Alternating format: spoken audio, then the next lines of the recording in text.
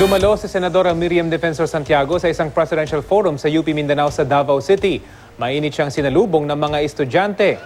Sa kanyang talumpati, sinabi ni Miriam na uunahin niya ang edukasyon sakaling mahalal bilang presidente. Investment daw kasi sa tao ang prioridad ng kanyang administrasyon. Kabilang din sa kanyang mga ipinangako ang pag-institutionalize sa conditional cash transfer. Naglabas naman ng sama ng loob ang senadora kaugnay sa mga naglabasang presidential survey.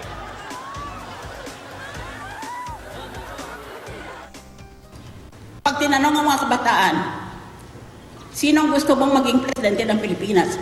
From north to south, east and west, I'm always number one.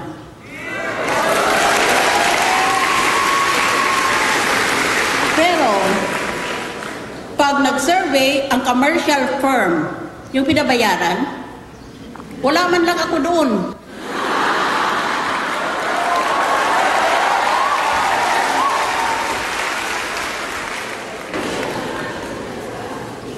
Nakakasama naman ng loob.